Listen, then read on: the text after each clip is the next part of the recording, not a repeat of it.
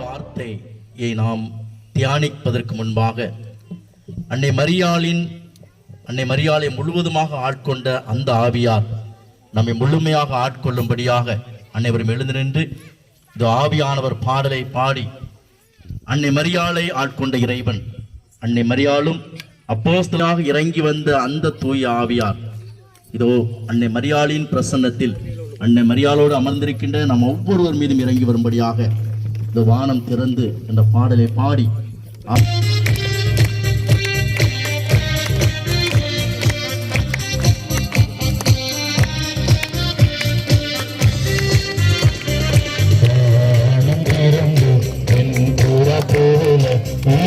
நதிக்கரை அனுபவங்கள் அப்படியே இங்கு நடக்கணுமே. நதிக்கரை அனுபவங்கள் அப்படியே இங்கு நடக்கணுமே. அப்படியே இங்கு நடக்கணுமே. போல இறங்கி வர வேண்டும். தர வேண்டும். தர வேண்டும்.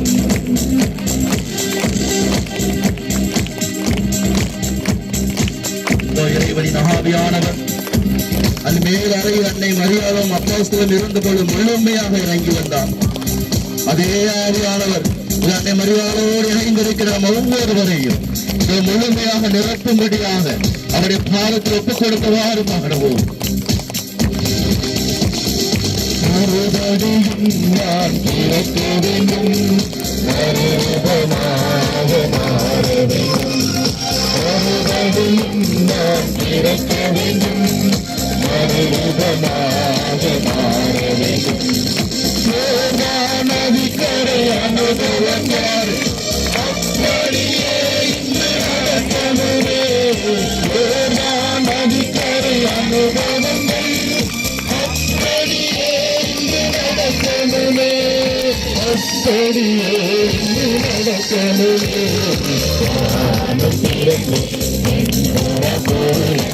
இறங்கி வர வேண்டும். தர வேண்டும்.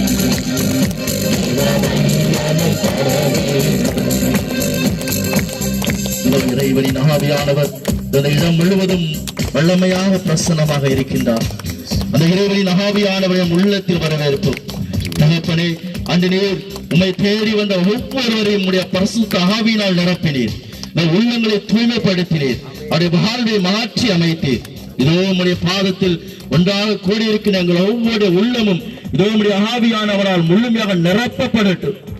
எங்களுடைய வாழ்வை இந்த நேரத்தில் புதிய வாழ்வாக மாறட்டும். உடைய ஆவியானவர்கள் நிரப்பப்பட்டவர்களாக, உடைய ஆவியானவர்கள் வல்லமையால் நிரப்பப்பட்டவர்களாக நாங்கள் இந்த நேரத்திலே வாழ எங்களையே உடைய பாதத்தில் ஒப்புக் கொடுக்கின்றோம்.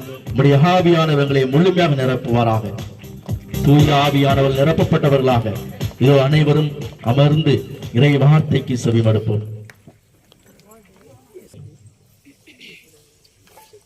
அன்னை மரியாளின் பாதத்தில் நாம் மாதந்தோறும் இந்த பௌர்ணமி அன்று தேடி வருவது வழக்கமாக இருக்கின்றது. இதோ இந்த நேரத்தில் ஆண்டவர் நமக்கு என்ன சொல்ல விரும்புகிறார், அல்லது அன்னை மரியாளின் மூலமாக ஆண்டவர் நமக்கு எதை கொடுக்க விரும்புகிறார் என்பதை நாம் 2 அரசர்கள் புத்தகம் 3ஆம் அதிகாரம் 17ஆம் வசனத்தை வாசிப்போம்.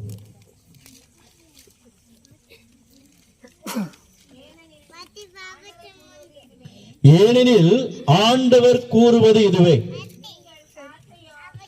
நீங்கள் காற்றையோ மழையையோ காணப்போவதில்லை. ஆயினும் இந்த பள்ளத்தாக்கு தண்ணீரால் நிரப்பப்படும். Praise the Lord. Praise the Lord. Praise the Lord. Hallelujah. Hallelujah. அன்பார்ந்தவர்களே, இந்த வசனம் எத்தகைய வல்லமையான ஒரு வசனம், எத்தகைய சூழ்நிலையில் அன்று இஸ்ரேல் அரசருக்கும் யூதா நாட்டு அரசனுக்கும் கொடுக்கப்பட்டது என்பதை நாம் சற்று தியானித்து பார்ப்போம். பல வேளைகளில் பல வேளைகளில் சொல்வதை விட எல்லா வேளைகளிலும் நாமும் அந்த அரசர்களைப் போல, அந்த இஸ்ரேல் படை வீரர்களைப் போலத்தான் மாட்டிக்கொண்டு சிக்கிக் கொண்டிருக்கின்றோம்.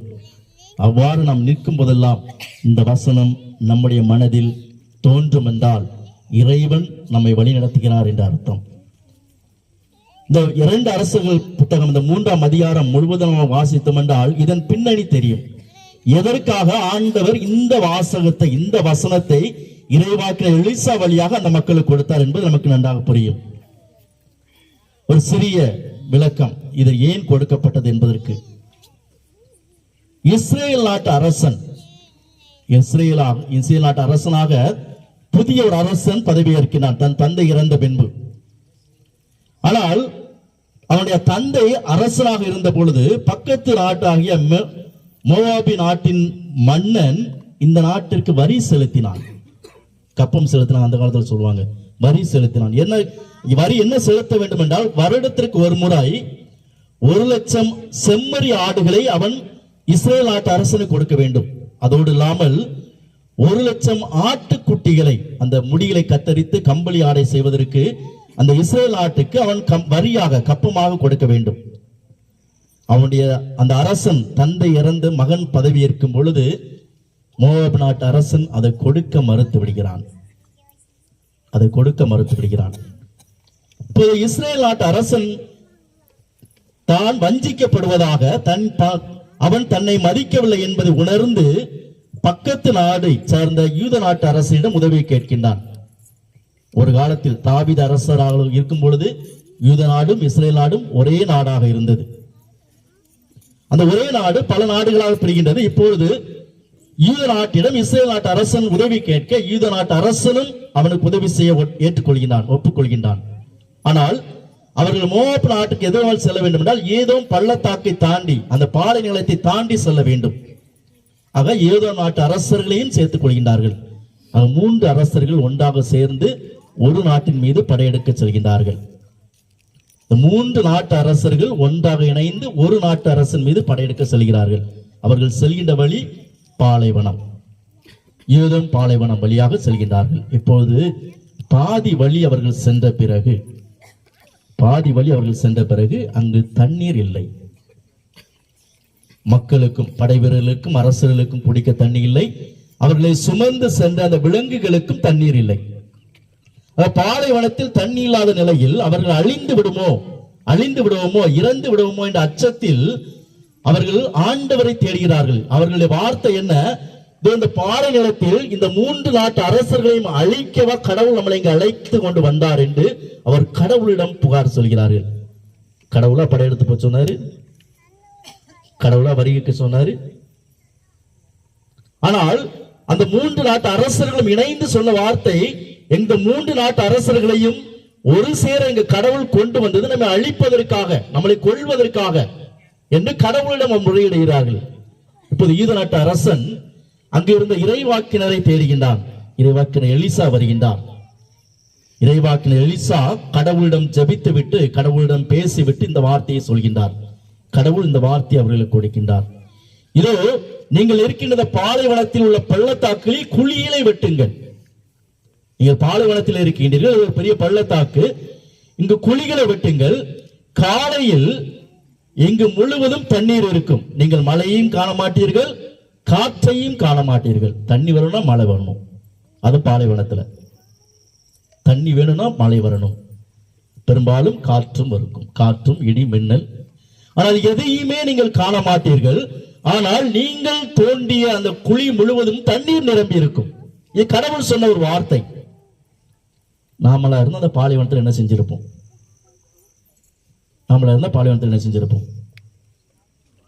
அழுதுருப்போம். வேற மீதி இருக்க கொஞ்சம் தெம்புல நடந்து பாலைவனத்தை தாண்டி ஊருக்கு போயிடலாம். இந்த குழியை தோன்றதுக்கு, இந்த குழியை தோண்டினா தெம்பு வேணுமே.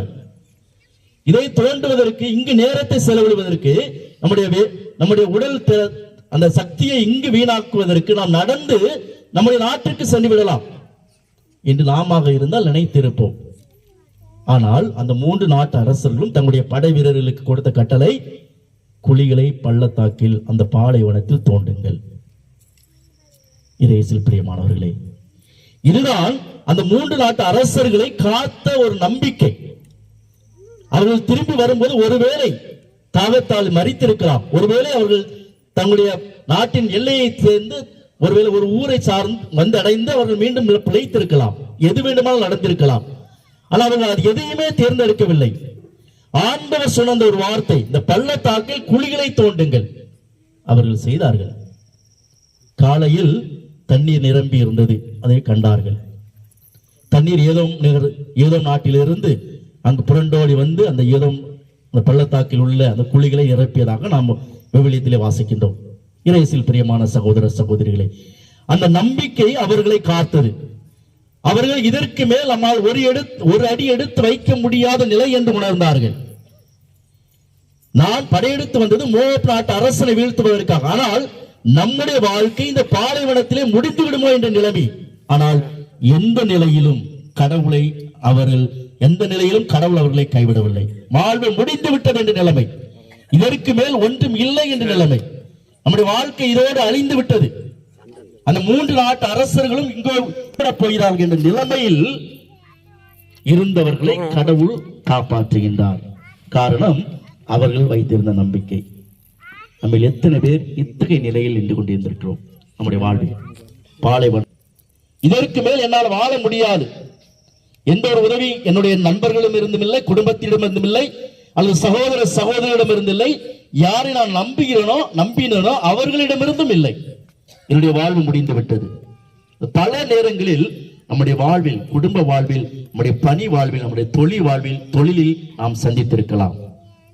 ஆனால் அப்பொழுதெல்லாம் கடவுள் நம்மை பார்த்து சொல்கின்றார், நீங்கள் காற்றையோ மழையோ காண மாட்டீர்கள், ஆனால் நீங்கள் தோண்டுகின்ற அந்த பள்ளம், இந்த குழியானது தண்ணீரினால், இறைவனின் அருளினால், இறைவனின் ஆசீர்வாதத்தினால், இறைவன் உங்களுக்கு கொடுக்கின்ற கொடைகளினால் முழுவதுமாக நிரப்பப்படும் என்று ஆண்டவர் சொல்கின்றார்.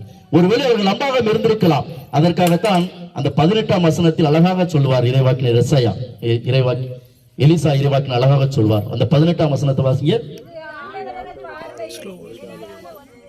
மனிதர்களின் பார்வையில் இது இயற்கைக்கு அப்பாற்பட்ட காரியமாக இருந்திருக்கலாம், ஆனால் ஆண்டவரின் பார்வையில் இது எளிதான ஒன்று. Praise the Lord, praise the Lord. கடவுள் நினைத்தால் எவ்வளவு பெரிய பிரச்சனையாக இருந்தாலும், எவ்வளவு பெரிய துன்பமாக இருந்தாலும் அது எளிதாக மாறிவிடும், ஒன்றுமில்லாமல் போய்விடும். அதைத்தான் அந்த 3 அரசர்களும் அங்கு உணர்ந்தார்கள். நம்முடைய வாழ்வில் இத்தகைய நம்பிக்கையோடு நாம் வாழும் பொழுது எத்தகைய பெரிய துன்பமாக இருக்கலாம், எத்தனையோ கோடி கடனாக இருக்கலாம், அல்லது வாழ்வு முடிந்து விட்டது, குடும்பத்தில் பிரச்சனை அனைத்தும் இழந்து விட்டேன், தொழில் ஒன்றும் இல்லை, என்னை யாரும் நம்ப தயாராக இல்லை குடும்பத்தில் என்ற ஒரு நிலையில் இருக்கலாம். ஆனால் கடவுள், நான் உங்களோடு இருக்கிறேன். ஏனென்றால் கடவுளுக்கு இது ஒரு மிகப்பெரிய காரியமே அல்ல. கடவுளை பொறுத்தவரையில் இது ஒரு மிகப்பெரிய காரியமே அல்ல. காரணம், அவர் எல்லாம் வல்லவர். அதைத்தான் அந்த 3 நாட்டு அரசர்களும் வாங்கி இந்த பாலை நிலத்தில் உணர்ந்தார்கள். அவர்கள் இறைவனின் அருளை பெற்றார்கள். அதோடு இல்லாமல் நாம் தொடர்ந்து வாசித்தோம் என்றால், அந்த மோவாப் நாட்டு மண்ணை முழுவதுமாக இவர்கள் செல்லாமலே அவர்களே இவருடைய பாசறைக்கு வந்து வருகிறார்கள், இவரை அழித்து ஒழிக்கிறார்கள். அதோடு இல்லாமல் அந்த நாட்டை ஒன்றுமில்லாமல் அழித்து விட்டு திரும்பி வருகின்றார்கள். கடவுள் அவருடைய எதிரிகளை அவருடைய கையிலேயே ஒப்படைக்கின்றார். கடவுள் அவருடைய எதிரிகளை அவருடைய கையில் ஒப்படைத்து விட்டு அவர்களை மீண்டும் அந்த 3 நாட்டுகளுக்கும் அரசர்களாக அனுப்பி வைக்கின்றார். இது உங்களுக்கும் எனக்கும் இன்று நேரிடலாம். நாம் ஆண்டவர் மீது நம்பிக்கை வைக்கும் பொழுது, ஆண்டவர் சொன்ன அந்த வார்த்தையை கேட்டு நடக்கும் பொழுது, அவர்கள் ஆண்டவர் சொன்ன அந்த வார்த்தையை கேட்டு அங்கு குழிகளை தோண்டினார்கள். நாம் ஜெபிக்க கற்றுக்கொண்டுள்ளோமா? ஆண்டவரை பாதத்தில் கெட்டியாக பற்றி கொண்டுள்ளோமா? அவர்தான் நமக்கு அனைத்தும் என்ற ஒரு சூழ்நிலையில் நாம் வாழ பழகிக் கொள்கின்றோமா? அவ்வாறு நாம் வாழும் பொழுது ஆண்டவர் இந்த வார்த்தையை சொல்கின்றார், இதோ நீங்கள் காற்றையும் மழையும் காண மாட்டீர்கள், ஆனால் நீங்கள் தோண்டுகின்ற குழியானது, நீங்கள் வேண்டுகின்ற ஜெபமானது ஆசீர்வாதமாக உங்களுக்கு கொடுக்கப்படும். அன்பார்ந்தவர்களே, அந்த 4ஆம் அதிகாரத்தை நாம் இன்னும் தொடர்ந்து வாசித்தோம் என்றால், இறைவாக்கினர் எலிசா செய்த இன்னொரு மிகப்பெரிய அரும்பெரும் அற்புதத்தை நாம் பார்க்கலாம். அந்த கைம்பெண் ஒரு நிலைமை, இறைவாக்கினர் ஒருவர் இறந்து விடுகின்றார். அவருடைய மனைவி 2 குழந்தைகளோடு கஷ்டப்படுகிறார். அவர் கடன் வாங்குகின்றார். அந்த இறைவாக்கினர் வாழும் பொழுது மிகப்பெரிய கடன் தொகையை வாங்கினார். அவரால் திருப்பி கொடுக்க முடியாது, அவர் இறந்து முடிகின்றார். குடும்பத்தில் பிரச்சனை. கடன் கொடுத்தவர் 2 குழந்தைகளையும் அடிமையாக எடுத்துச் செல்ல வருகின்றார். இப்பொழுது அந்த விதவை பெண் இறைவாக்கினர் மனைவி இறைவாக்கினர் எலிசாவை தேடி வருகின்றார். இறைவாக்கினர் எலிசாவும் என்ன சொல்கின்றார்? உன்னிடம் என்ன இருக்கிறது, உன்னிடம் என்ன உள்ளது என்று கேட்கின்றார். அவள் என்ன இருந்துச்சு? சிறிது எண்ணெய், களையத்தில் சிறிது எண்ணெய், வேறு ஒன்றும் இல்லை, களையத்தில் சிறிது எண்ணெய். இறைவாக்கினர் எலிசா சொல்கிறார், இதோ நீ உன் புதல்வர்களை அழைத்துக் கொண்டு செல், உன்னுடைய பக்கத்து வீட்டில் இருக்கிற எல்லா காலி பாத்திரம், ஒன்றுமில்லாத பாத்திரம், வெறும் பாத்திரத்தை வாங்கி கொண்டு உன்னுடைய வீட்டிற்கு சென்று கதவை தாளிட்டுக்கொள், கதவை பூட்டிக்கொள். எந்த களையத்தில் சிறிது எண்ணெய் இருக்கிறதோ அந்த களையத்தில் உள்ள எண்ணெயை நீ ஒவ்வொரு பாத்திரமாக ஊற்று. ஒரு பாத்திரம் நிறைந்தால் அடுத்த பாத்திரம், ஒரு பாத்திரம் நிறைந்தால் அடுத்த பாத்திரம். எந்த அளவுக்கு உன்னால் பாத்திரங்களை சேகரிக்க முடியுமோ அந்த அளவுக்கு சேகரித்து அதில் எண்ணெயை ஊற்று. அந்த பாத்திரங்கள் நிறைந்த பிறகு அந்த எண்ணெயை விற்று உன்னுடைய கடனை அடைத்துக் கொள் என்று சொல்கின்றார். அது அவ்வாறு நிகழ்ந்ததையும் பார்க்கலாம். ஆனால் அதில் ஒரு முக்கியமான ஒரு நிகழ்வை பார்க்கலாம். அந்த எண்ணெயை ஊற்றும் போது தாயார் இறுதியில் அந்த மகனை கேட்கின்றார், இன்னும் ஒரு பாத்திரம் கொண்டு வா. அவன் சொன்ன வார்த்தை என்ன? வேறு பாத்திரம் இல்லை. அங்க என்ன நடந்தது? எண்ணெய் வருவதும் நின்று விட்டது. இறையேசுவில் பிரியமானவர்களே, வேறு பாத்திரம் இல்லை, எனக்கு இது போதும், எனக்கு இது வேண்டாம் என்று எண்ணம் தோன்றும் பொழுது இறைவன் அவருடைய ஆசீர்வாதத்தையும் நிறுத்துகின்றார். ஆனால் நாம் ஆண்டவருடைய ஆசீர்வாதம் எனக்கு வேண்டும், ஆசீர்வாதம் எனக்கு வேண்டும் என்ற நம்பிக்கையோடு அவரை தொடர்ந்து பிடித்துக் கொள்கின்றோமா? ஆண்டவர் எனக்கு அனைத்தும் கொடுப்பார் என்று நம்பி அவரை கட்டியாக பற்றி கொள்கின்றோமா? அவ்வாறு பற்றி கொள்ளும் பொழுது ஆண்டவர் நமக்கு கொடுக்கின்றார். இதைத்தான் இறைவாக்கினர் எசாயா 62ஆம் அதிகாரம் 6-7 வசனத்திலே நாம் அழகாக வாசிப்போம். எவ்வாறு ஜெபிக்க வேண்டும், நாம் எவ்வாறு இருக்க வேண்டும், எவ்வாறு இறைவேண்டல் செய்ய வேண்டும் என்பதை இறைவாக்கினர் எசாயா 62ஆம் அதிகாரம் 6ஆம் வசனம் 7ஆம் வசனம்.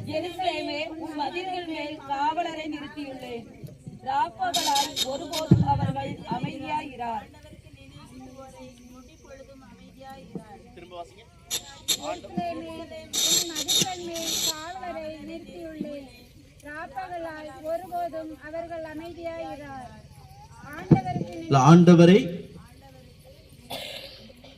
தொடர்ந்து வாசிங்க. ஆண்டவரை நினைவூட்டுபவரே, ஆண்டவரை தன்பால் ஈர்க்க நினைக்கிறவர்களே, நொடி பொழுது கூட அமைதியாகிறாதீர்கள். ஒரு நொடி போது கூட அமைதியாகிறாதீர்கள். ஆண்டவர் தொந்தரவு செஞ்சுக்கிட்டே இருங்க, ஆண்டவரை தொந்தரவு செய்து கொண்டே இருங்கள் என்று சொல்கின்றார். ஒரு நொடி பொழுது கூட நீங்க அவரை டிஸ்டர்ப் பண்ணாம இருக்காதீங்க. குழந்தைங்க அப்படி நம்மளை டிஸ்டர்ப் பண்ணிட்டே இருக்கும், ஏதாவது வேணும்னா விடாம. அதே மாதிரி ஆண்டவர் நம்மை அவரை தொந்தரவு செய்ய விரும்புகின்றார். நாம் தொந்தரவு செய்யறோமா? நாம எதுக்கு அவரை தொந்தரவு பண்ணிக்கிட்டு அவர் பாட்டு அவர் வேலையை பார்க்கட்டும். பல வேலைகள் இப்படிதான் நாம் வாழ்ந்து கொண்டே இருக்கிறோம், அப்படிதானே? ஆனா ஆண்டவர் நாம் அவரை தொந்தரவு செய்வதை விரும்புகின்றார். அவரை தட்டிக்கொண்டே இருக்க வேண்டும், அவரிடம் கேட்டுக்கொண்டே இருக்க வேண்டும். அப்பாறு நாம் கேட்கும் பொழுது அவர் அனைத்து ஆசீரையும் நமக்கு கொடுக்கின்றார், அனைத்து தேவைகளையும் கொடுக்கின்றார். அது எருசலேமை பற்றிய பகுதி. மீண்டும் எருசலேம் கட்டி எழுப்பப்படும் என்று சொல்கின்ற ஒரு பகுதி. ஆண்டவர் நீங்கள் தொந்தரவு செய்து கொண்டு இருக்கிறீர்களா, அல்லது அவர் வேலையை பார்க்கட்டும் நாங்க எங்க வேலையை பார்க்கணும் உட்கார்ந்துட்டு இருக்கோமா? நாம் ஒவ்வொரு மாதமும் ஒவ்வொரு வாரமும் ஆலயமாக செல்கின்றோம். அன்னை மரியாளின் பாதத்தில் விழுகின்றோம், ஆண்டவர் இயேசுவின் பாதத்தில் விழுகிறோம், நம்மை பாதுகாவலர்கள் பாதத்தில் விழுகிறோம். ஆனால் அந்த நாளோடு விட்டு விடுகிறோமா, அல்லது ஒவ்வொரு நாளும் ஒவ்வொரு நொடியும் நாம் அவர் சிந்தனையாகவே வாழ்ந்துகின்றோமா? அவரை தொந்தரவு செய்து கொண்டே இருக்கின்றோமா? அவரை கேட்டுக்கொண்டே இருக்கின்றோமா? நாம் அவரை தொடர்ந்து கேட்கும் பொழுது அந்த ஆண்டவர் இயேசு ஒரு உவமையை சொல்வார். கைம்பன் உவமை. இன்னொன்று, அந்த வழிபோக்கன் விருந்தினராக வந்திருந்த பொழுது அவன் நண்பன் என்பதற்காக இல்லாமல் தொடர்ந்து தொந்தரவு செய்கிறான் என்பதற்காகவே எழுந்து அப்பத்தை கொடுப்பார். ஆக ஆண்டவரை நாம் தொந்தரவு செய்து கொண்டே இருக்க வேண்டும், அவரை விடவே கூடாது. அதுதான் விரும்புறாரு. தட்டுங்க, தட்டிக்கிட்டே இருங்க. கேட்பது அனைத்தும் உங்களுக்கு கொடுக்கப்படும். எதற்காக இந்த அன்னை மரியாளின் பாதம் தேடி வந்தீர்களோ, எதற்காக இந்த முழு நிலவன்று அன்னை மரியாளை தேடி வந்தீர்களோ, அவை இந்த நாளிலே உங்களுக்கு கொடுக்கப்படும். அன்னை மரியாளை நாம் கட்டியாக பற்றிக் கொள்ளும் பொழுது, ஆண்டவரை நாம் ஒரு நொடி கூட விழாமல் கெட்டியாக பற்றி கொள்ளும் போது, அவரை கேட்டுக்கொண்டே இருக்கும்போது நம்முடைய தேவைகள் இந்த நாளிலே சந்திக்கப்படும். எனவே அன்னை மரியாளின் பாதத்தில் நம்முடைய அனைத்து தேவைகளையும் ஒப்புக் கொடுப்போம். ஆண்டவர் சொன்ன அந்த வார்த்தை இன்றைய நாளிலே நான் நம்முடைய வீட்டிற்கு எடுத்துச் செல்வோம். நீங்கள் எதற்காக வந்தீர்களோ அது நீங்கள் வீட்டிற்கு போகும்போது, வீட்டிற்கு செல்லும் முன்பாக உங்களுக்கு கிடைக்கும். Praise the Lord, praise the Lord. இதை நம்புறோமா? இதை நம்புறீங்களா? பாலைவனத்தில் அந்த 3 அரசர்களும் அந்த படை வீரர்கள் நம்பினார்கள், அனைத்தும் கிடைத்தது. உங்களுக்கும் கிடைக்கும். நம்பிக்கையோடு அன்னை மரியாளின் பாதத்தில் அனைத்தும் ஒப்புக் கொடுங்கள். ஆண்டவரின் பாதத்தில் அனைத்தும் ஒப்புக் கொடுங்கள். அனைத்து விண்ணப்பங்களையும் நமதாக்கிக் கொள்வோம். ஆண்டவர் இயேசு நம்மை நிறைவாக ஆசீர்வதிப்பார்.